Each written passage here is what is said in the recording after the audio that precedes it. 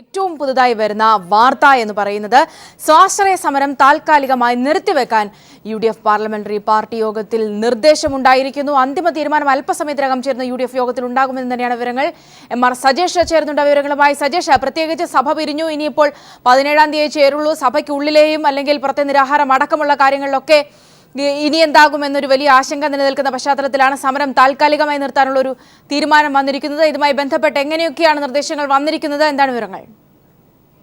സൗമ്യ, ഇക്കാര്യത്തിൽ ഒരു തീരുമാനം ഉണ്ടായിട്ടില്ല. എന്നാൽ UDF പാർലമെന്ററി പാർട്ടി യോഗം അല്പം മുമ്പ് ചേർന്നിരുന്നു. അതിൽ സമരം തൽക്കാലം നിർത്തിവെക്കാനുള്ള നിർദ്ദേശമാണ് ഭൂരിഭാഗം MLA-മാരുടെയും ഭാഗത്തു നിന്ന് ഉണ്ടായത്. നിലവിൽ സത്യാഗ്രഹം ഇരിക്കുന്ന റോജി എം ജോണും VT ബൽറാമും സമരം തുടരണമെന്ന അഭിപ്രായം ഈ യോഗത്തിൽ പറഞ്ഞിട്ടുണ്ട്. ആ ഘട്ടത്തിൽ അന്തിമ തീരുമാനം ഇപ്പോൾ അല്പസമയത്തിന് ഉള്ളിൽ UDF ചേരും. പ്രതിപക്ഷ നേതാവിന്റെ വസതിയിൽ UDF-ൽ അന്തിമ തീരുമാനം എടുക്കും എന്ന ധാരണയാണുള്ളത്. എന്നാൽ പൊതുവിൽ സമരം ഇന്ന് തന്നെ നിർത്തിയേക്കുമെന്ന സൂചന തന്നെയാണ് ലഭിക്കുന്നത്. രണ്ട് പ്രധാനപ്പെട്ട കാര്യങ്ങൾ, പ്രധാനപ്പെട്ട പരിമിതികൾ ഇപ്പോൾ UDF-നുണ്ട്. ഒന്ന്, 7-ാം തീയതിയോടുകൂടി സ്വാശ്രയ പ്രവേശന നടപടികൾ പൂർണ്ണമായും അവസാനിക്കും. അതിനുശേഷം സമരം ചെയ്യുന്നതിലെ നിരർത്ഥകത ചില MLA-മാർ ഇന്നത്തെ യോഗത്തിൽ ചൂണ്ടിക്കാണിച്ചിട്ടുണ്ട്. അതോടൊപ്പം തന്നെ ഇനി 12 ദിവസത്തേക്ക് നിയമസഭയില്ല. ഈ കാലയളവിൽ എങ്ങനെ സമരം മുന്നോട്ട് കൊണ്ടുപോകുന്ന കാര്യത്തിലും വലിയ ആശങ്ക UDF-ൽ നിലനിൽക്കുന്നു. ഈ സാഹചര്യത്തിലാണ് സമരം തൽക്കാലം നിർത്തിവെക്കാനുള്ള ഒരു നിർദ്ദേശം ഉയരുകയും അത് UDF ഇപ്പോൾ പരിഗണിച്ച് കൊണ്ടിരിക്കുകയും ചെയ്യുന്നത്. ഒരുപക്ഷെ അത് തന്നെയാണ് ഏറ്റവും വലിയ പ്രശ്നം. സജേഷ്, പ്രത്യേകിച്ച് ഇനി ഇപ്പോൾ സഭ 17-ാം തീയതിയെ ചേരുകയുള്ളൂ. അപ്പോൾ നിരാഹാര സമരം അടക്കമുള്ളൊരു വിഷയം സുപ്രധാനമായി നിൽക്കുകയാണ്. പ്രത്യേകിച്ച് മാനേജ്മെന്റുകളുമായി ബന്ധപ്പെട്ട് ഇന്നലെ നടന്ന ചർച്ചയിലും ഫീസ് ഇളവില്ല, മറ്റൊരു വഴിയും സമരം മുന്നോട്ട് കൊണ്ടുപോകാനില്ലാത്ത സാഹചര്യം നിലനിൽക്കുന്നുണ്ട്.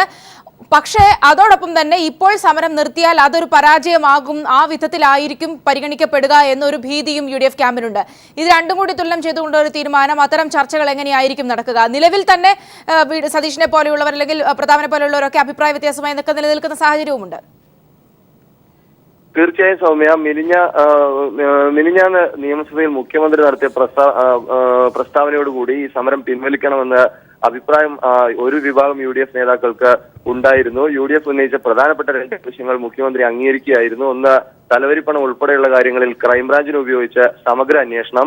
അതോടൊപ്പം തന്നെ പരിയാരത്തെ ഫീസിന്റെ കാര്യത്തിൽ പരിയാരം ഏറ്റെടുക്കുന്നതോടുകൂടി ഫീസിന്റെ കാര്യത്തിൽ ഗവൺമെന്റ് ഫീസായി 25,000 രൂപയിൽ തന്നെ വരുന്ന അധ്യയന വർഷം മുതൽ വരുന്ന തരത്തിലേക്കും ഇപ്പോൾ അഡ്മിഷൻ നേടിയവർക്ക് കൂടി അതിന്റെ ആനുകൂല്യം ലഭിക്കുന്ന തരത്തിലുമുള്ള പ്രസ്താവന മുഖ്യമന്ത്രിയുടെ ഭാഗത്തു നിന്നുണ്ടായി. അത് പ്രതിപക്ഷം ആവശ്യപ്പെട്ട പ്രധാനപ്പെട്ട രണ്ട് ആവശ്യങ്ങളായിരുന്നു. ഈ ആവശ്യം അംഗീകരിച്ചിട്ടും സമരം തുടർന്നതിൽ ചില അഭിപ്രായ വ്യത്യാസങ്ങൾ UDF-ലുണ്ട്.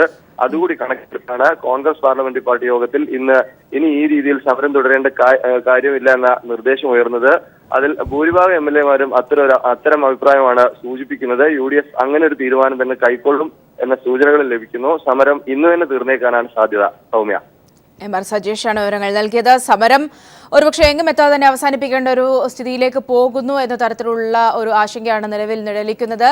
ഇങ്ങനെയൊരു നിർദ്ദേശം പാർലമെന്ററി പാർട്ടി യോഗത്തിൽ വന്നിരിക്കുന്നു. UDF അല്പസമയത്തിനകം ചേർന്ന് ഈ നിർദ്ദേശങ്ങളിൽ തീരുമാനമെടുക്കും. എന്നാൽ സമരം ചെയ്യുന്ന, നിരാഹാര സമരം ഇരിക്കുന്ന റോജി അടക്കമുള്ള MLA-മാർ പറഞ്ഞിരിക്കുന്നത് സമരം തുടരണമെന്നാണ്. ഇത്തരം കാര്യങ്ങൾ ചർച്ച ചെയ്തുകൊണ്ടായിരിക്കും UDF ഇതിലൊരു അന്തിമ തീരുമാനം എടുക്കുക.